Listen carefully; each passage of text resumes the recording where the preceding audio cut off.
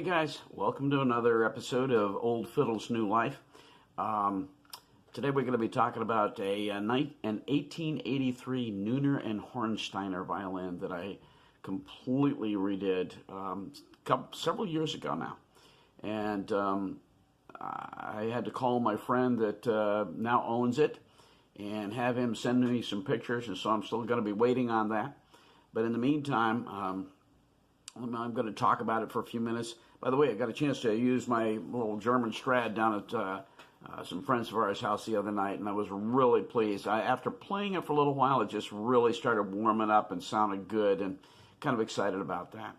In the meantime, the 1883 Neuner and Hornsteiner came to me because an old friend, as a matter of fact, I did his funeral a number of years ago, had given me, actually his widow gave me this violin to work on. It was, when I got it, let's put it this way, the guy whose funeral I did was notorious for going to auctions and buying stuff, and he had bought this 1883 violin, and when he got it, he thought he would do it a favor, and so he literally stripped all the varnish off the instrument. No, no, you don't do that. That is roughly equivalent to saying, you know, I could really improve your looks and your health if you just let me strip all the skin off your face. I'm serious. That's how serious it is to anyway.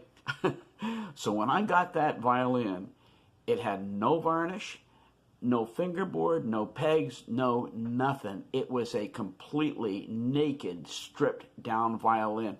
And literally, including having to replace the fingerboard, everything. I had to make all brand new stuff. It took me several months.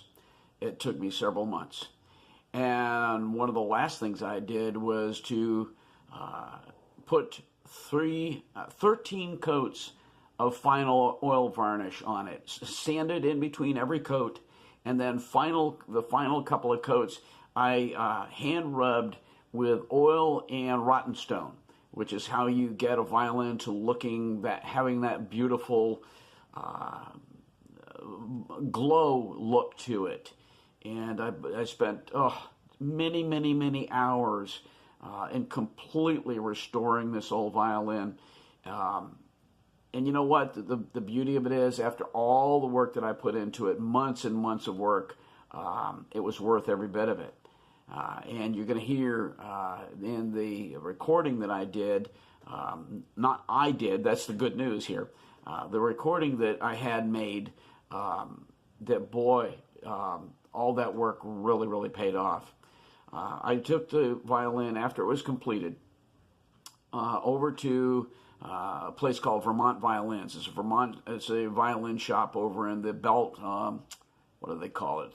The Powerhouse Mall in Lebanon, New Hampshire. And they have one of the guys that worked in there at the time, who had played professionally in orchestras and so on and so forth. And I said, could you just take this violin and just let me, play it? Let me see what it sounds like. And I recorded it. And oh my goodness, there's nothing more satisfying to a violin repairman, especially one that has put a lot of hours into completely, not just restoring an instrument literally from the ground up, okay? There's nothing more gratifying than having somebody play it that plays well and hear the results of it. And I'm really excited for you to be able to hear that. But I just wanted to kind of, share this one with you. I had put out just a kind of a naked recording of him playing it earlier on. Right after I had him play it, which is at least 2 or 3 years ago now. And but this time around, I'm going to put this commentary with it, and kind of adds, this gives you a setting and puts it in the context so that you understand all that went into the restoration of that instrument, and also put it in the context of now it's one of the episodes of Old Fiddles New Life. So anyway, with that, I'm going to let the recording do the rest of it, and I'm also going to look forward to getting the pictures that Mark is going to send. This is the son of the man who bought that violin and stripped it, and he now owns the violin. I did all that work for him as a favor, and it was like I said, it was very gratifying. I'm glad to have done that, and Mark and I are still very, very close friends. We went to high school together. We're just old buddies for a long time back, and anyway, so. With that, thank you for stopping by Restoring Little Girl. No, that's not what we're about. Thank you for stopping by Old Fiddles New Life, and hope you enjoy this.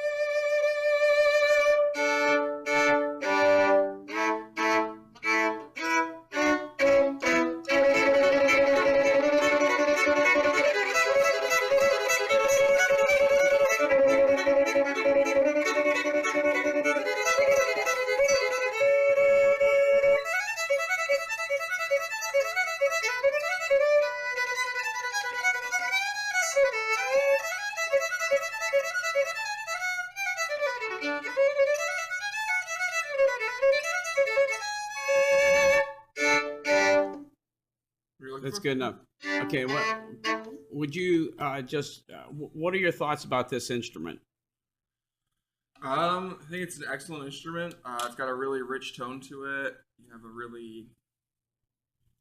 It has a really sweet sound to it. It still feels like it's opening up due to the varnish you put on it. I think playing it in a little more will open it up even further, but it sounds excellent the way it is right now. All right. Thank you. Really cool fiddle. Yeah. I appreciate it. Thank you. Well, that's it, guys. Hope you enjoyed that little playing of the instrument. I'll tell you what, every time I watch that, I'm just so grateful that I had the experience of putting that work into it. Because I'll tell you, like I said, very gratifying when you find an old instrument and that has been silent for many, many years, and restore it to the point where you hear its voice once again. And to me, that's the best part of all. So anyway, thanks for stopping by Old Fiddles New Life, and hope you drop by again for the next episode.